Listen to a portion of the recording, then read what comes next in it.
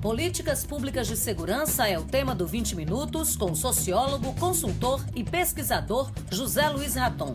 Nascido em Minas Gerais, ele tem formação, mestrado e doutorado em sociologia.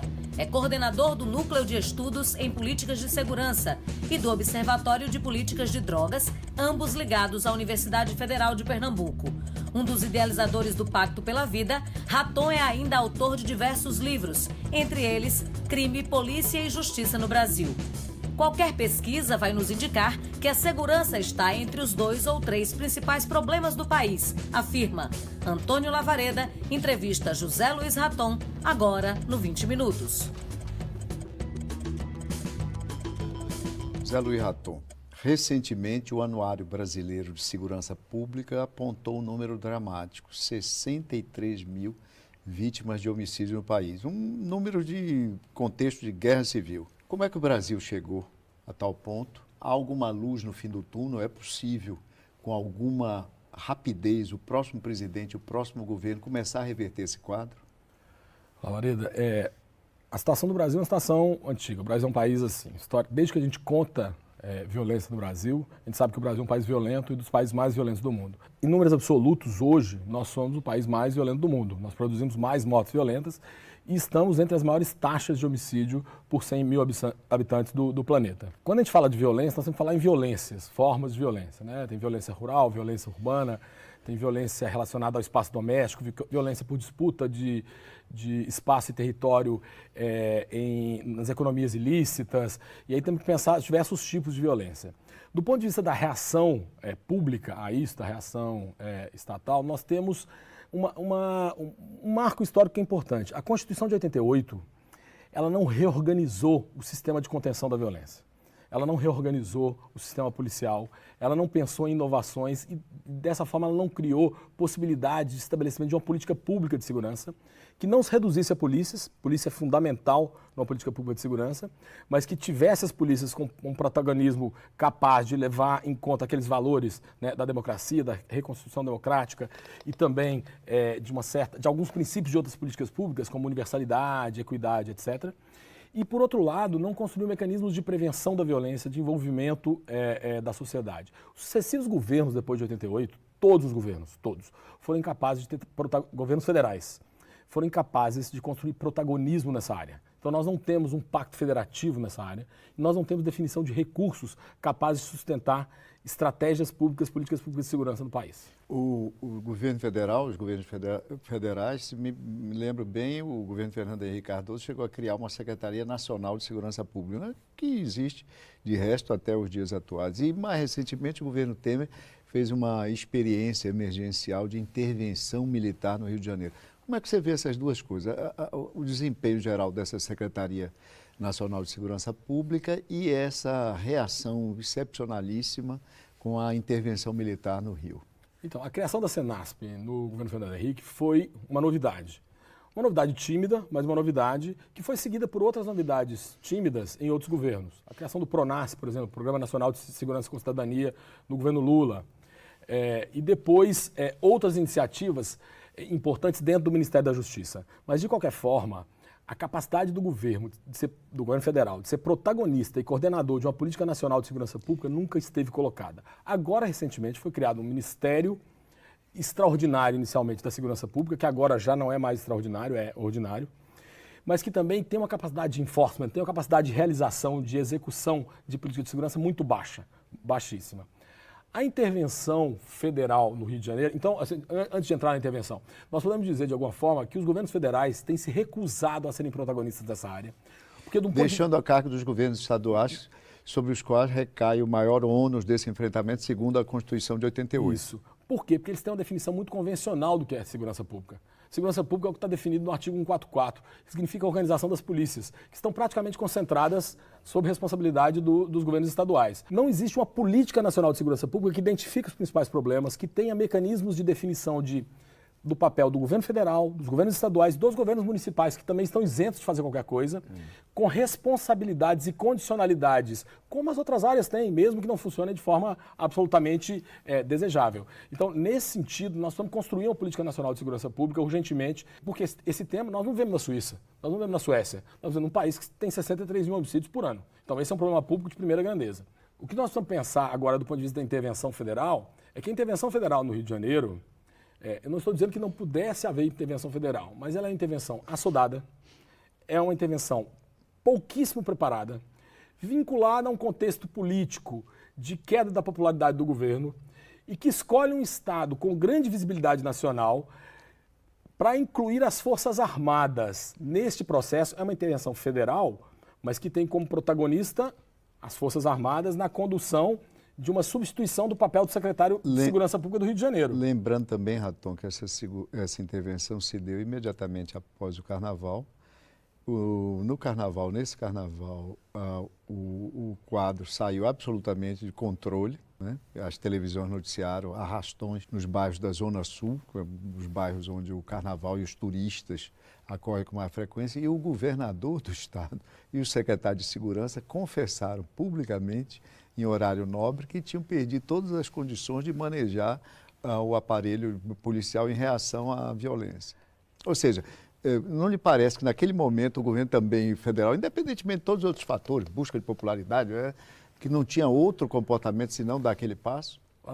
Assim, eu interpretaria de uma outra forma. A situação do Rio já esteve muito pior do que estava naquele momento, muito pior. Naquele momento, a construção de uma narrativa propícia à solicitação de intervenção federal num contexto de avaliação de outras variáveis de natureza política. Então, eu não posso retirar isso de uma dimensão mais política e mais geral.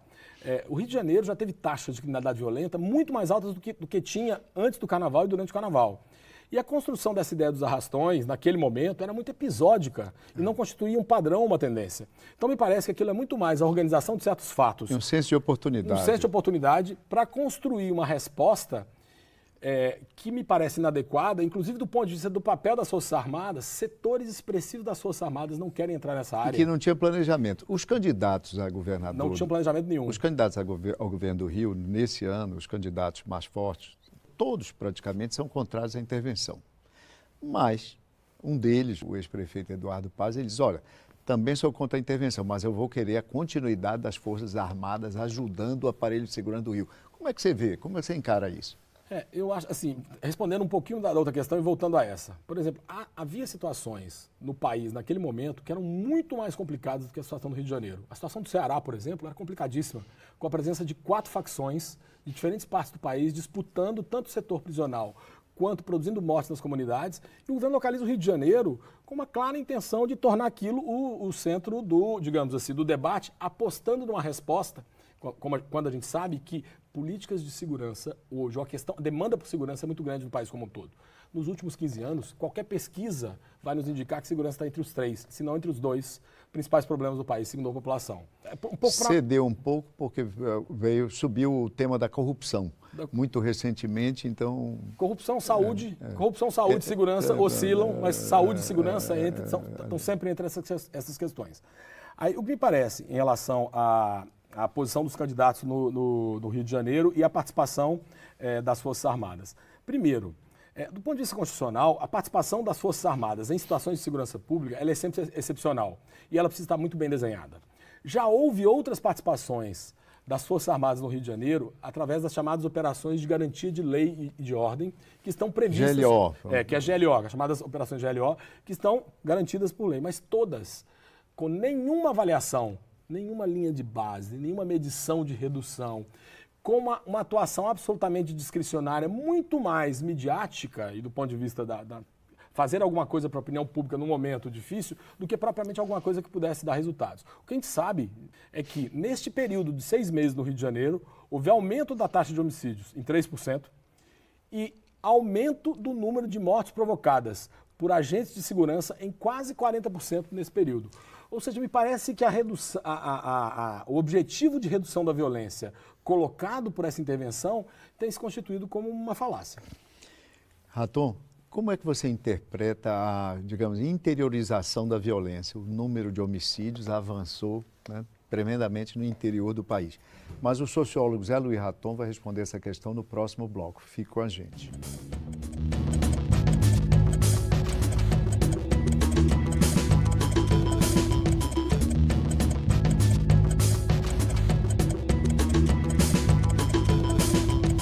No bloco anterior, eu perguntava ao sociólogo Zé Luiz Raton a que ele atribuía o aumento da violência no interior do país. A violência tem aumentado no interior do país, no Brasil todo, de uma forma consistente nos últimos anos. Isso pode ser acreditado a várias coisas. Assim. Primeiro, a capacidade de resposta estatal à violência está concentrada nas capitais e áreas metropolitanas. De alguma maneira, a produção da violência, organizada ou desorganizada, ela responde a isso de uma forma racional. Aonde você tem menos custos para a produção da ação criminosa, que eventualmente é violenta, obviamente você tem um espaço maior para o seu desenvolvimento. Então, essa é uma primeira explicação. A segunda, que o país nos últimos anos passou por um processo de transformação das atividades econômicas das atividades econômicas legais, que torna atrativo a atividade econômica no interior e o surgimento de novas formas de produção econômica no interior é acompanhado por economias ilegais. E essas economias ilegais muitas vezes estão associadas à produção de violência.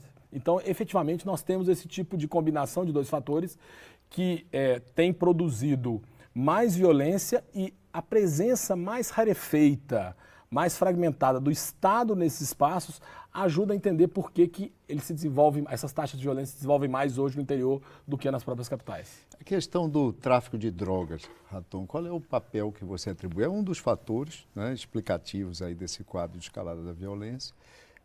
Frequentemente são lembradas as dificuldades ou as omissões do policiamento nas fronteiras do país, fronteiras extensas e fronteiras com países produtores de drogas, etc. Como é que você vê o equacionamento dessa questão hoje? Então, os mercados de drogas podem carregar uma violência sistêmica dentro deles, mas nem todo mercado de droga é violento. A gente sabe que os mercados de drogas de classe média não são violentos, por exemplo. O que nós temos que pensar, que essa questão das fronteiras é importantíssima, mas nós temos uma fronteira que é impoliciável.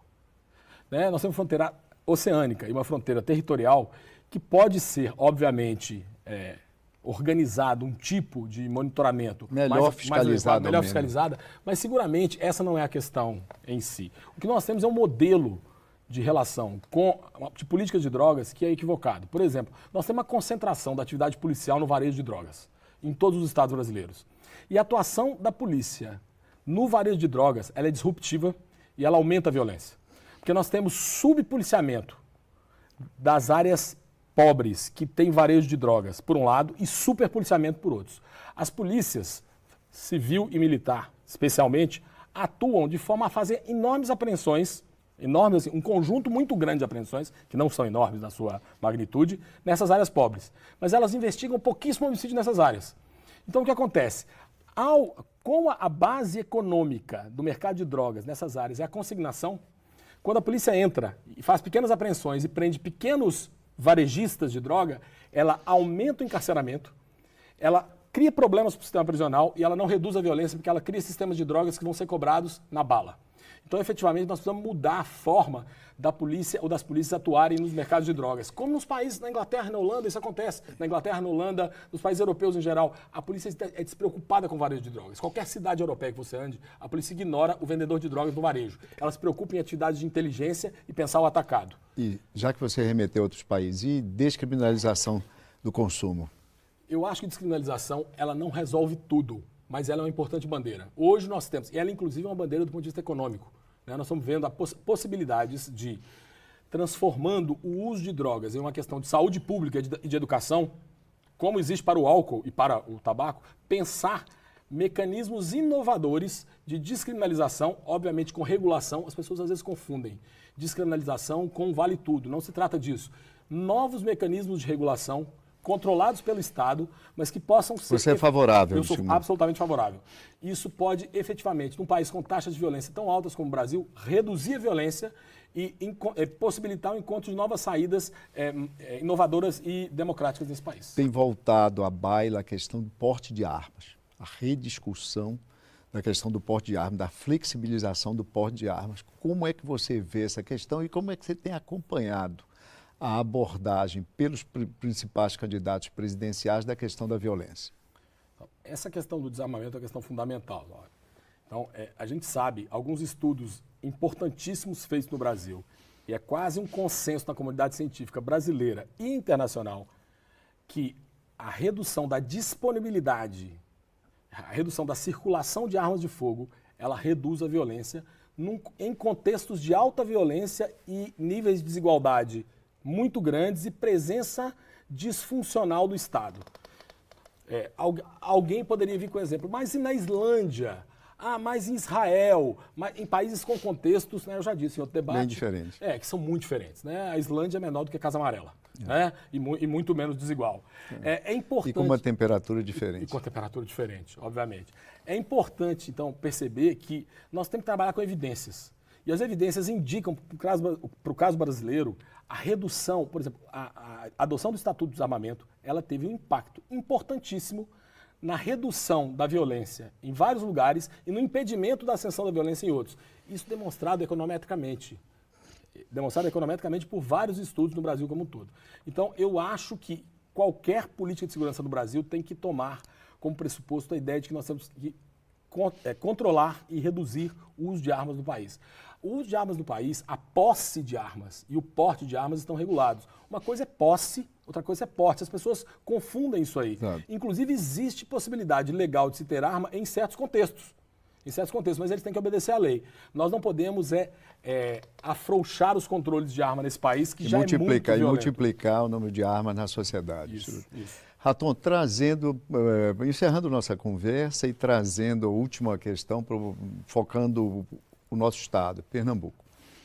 Você, em 2016, você chegou a afirmar que o Pacto pela Vida tinha morrido, né? Parecia um prognóstico, porque os números oficiais de 2017 apontaram um recuo na capacidade de contenção do governo desses números, ou seja, dos números da violência.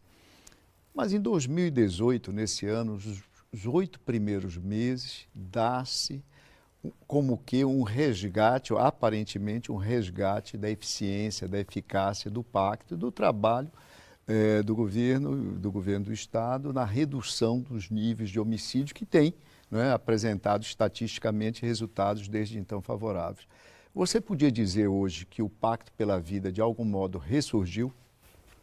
Não, eu acho que o Pacto pela Vida morreu. Eu acho que existe uma política pública de segurança no Estado, a tentativa de construção de uma política pública de segurança que retoma alguns elementos do Pacto pela Vida, mas o que nós temos no Estado foi o seguinte: o que o Pacto pela Vida trouxe lá em 2007? A capacidade de uma governança das polícias de forma integrada em territórios, tendo como prioridade a redução dos crimes contra a vida. Essa foi a grande contribuição do Pacto pela Vida em 2007 e 2013. O resto não foi feito. Uma série de outras coisas precisavam ter sido feitas e não foi feita. A partir de 2012 e até agora, nós temos um descolamento do conjunto de valores e de estratégias de redução da violência que tinha sido colocado lá em 2007 e que tinha sido implementado, inclusive. O que houve em 2012, só resgatando aí para o espectador, 2012 ainda era o governo Eduardo Campos. Isso, houve o que a gente chamaria de mudança de preferência e de mudança de prioridade, que é legítimo no campo político, que foi deslocando do centro das atividades, das prioridades do governo estadual, naquele momento, a política de segurança. É como se o sucesso ajudasse a provocar um fracasso posterior, né? E aí o que a gente observa? A incapacidade, e aí tem as greves das polícias, especialmente a greve da PM, se perde a governança das polícias. Se perder a governança das polícias, isso tem um impacto imediato. Essas greves foram em 2014. Houve mais de uma greve. Houve greve em 2014, mas houve mobilizações anteriores, houve problemas de capacidade de organização com, digamos, participação direta ou indireta dos oficiais, no caso da Polícia Militar, ou dos delegados, no caso da Polícia Civil.